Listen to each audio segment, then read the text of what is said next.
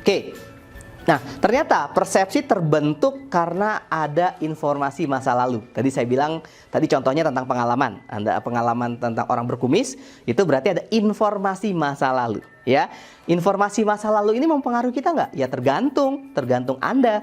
Apakah Anda ingin dipengaruhi atau tidak? Ya, makanya tapi sebagian besar banyak orang di luar sana atau kita semua mungkin jangan-jangan informasi masa lalu itu jadi pengaruh buat kita. Nah, disinilah teman-teman perlu memahami bahwa ketika informasi masa lalu itu mengenai dua hal, ya, mengenai yang pertama tentang diri kita, bagaimana kita memandang tentang diri kita sendiri, ya, dan yang kedua tentang rekan bicara kita, bagaimana kita memandang tentang rekan bicara kita. Contoh misalnya, Anda punya informasi masa lalu, pengalaman masa lalu yang tentang diri Anda. Mungkin Anda punya pengalaman ketika ngomong di depan umum, orang lain pada ketawa gitu ya. Oh, lucu misalnya kayak gitu ya. Jadi Anda tidak percaya diri ketika punya pengalaman itu. Ketika Anda berbicara di depan umum, di khalayak ramai, ada pengalaman itu yang terlintas.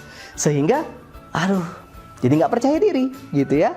Atau sebaliknya, Anda punya pengalaman masa lalu yang sangat positif gitu ya, ketika Anda pidato, mungkin pidato bahasa Inggris atau bahasa Indonesia, orang lain pada bertepuk tangan, orang lain pada salut, orang lain pada appreciate terhadap skill Anda, kemampuan Anda. Itu pengalaman yang sangat luar biasa dan Anda pengaruhi untuk sekarang. Dan itu akhirnya membuat Anda lebih percaya diri. Jadi ini menarik nih, tantangan kita adalah informasi masa lalu itu, pertanyaannya apakah memberdayakan buat hidup kita atau tidak?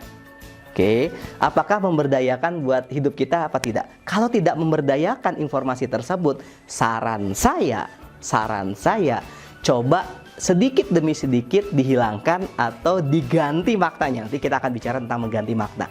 Atau yang kedua, kalau ternyata memang informasi lama tersebut, informasi masa lalu tersebut memberdayakan hidup kita, membuat kita lebih percaya diri ketika kita berkomunikasi, ketika kita ngomong public speaking dan sebagainya, Anda pakai itu, jangan Anda hilangkan.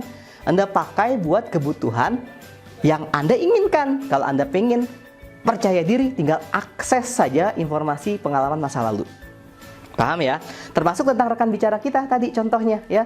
Ketika Anda punya pengalaman terhadap tadi orang berkumis ya, memberdayakan buat hidup Anda nggak gitu ya? Oh, ternyata nggak memberdayakan. Ya udah, Anda pelan-pelan sedikit demi sedikit menghilangkan atau mengganti maknanya. Oke. Nah, sama kalau ternyata memang memberdayakan, Anda pakai, karena nanti bisa jadi pengalaman informasi itu buat Anda sangat berguna gitu ya. Ketika ternyata memang misalnya nih Anda punya pengalaman sama seseorang, mungkin secara ini misalnya orang Jawa atau orang Batak gitu ya. Ternyata Anda punya pengalaman positif, dia baik orangnya. Terus atasan Anda ternyata sama orang Batak, orang Jawa gitu ya. Jadi akhirnya, ini baik nih karena punya pengalaman masa lalu. Nah, ingat teman-teman semua, rekan-rekan semua, informasi masa lalu kita tinggal pilih mana yang memberdayakan atau tidak. Kalau yang memberdayakan kita kuatkan, kita pakai. Tapi kalau yang tidak memberdayakan, kita switch dengan kita ganti maknanya. Oke? Nanti secara teknik kita akan menjelaskan. Nah, sekarang mengenai diri sendiri tadi ya, memberdayakan atau tidak memberdayakan, itu tugas Anda. Kalau memberdayakan, tadi saya ulangi, Anda kuatkan, Anda pakai. Kalau tidak memberdayakan, Anda lemahkan atau Anda ganti maknanya ya. Nah, karena gini, teman-teman semua, rekan-rekan semua, yang namanya masa lalu sebenarnya memang nggak bisa dihilangkan full ya, nggak bisa Anda hilangkan pengalaman masa lalu yang akhirnya hilang sama sekali. Anda lupa sama sekali masa lalu, nggak ya. Dalam ilmu main teknologi mengatakan bahwa ternyata masa lalu itu tidak bisa kita hilangkan sepenuhnya. Makanya nggak heran beberapa kali saya terapi beberapa orang gitu ya, mereka pingin menghilangkan masa lalu mereka.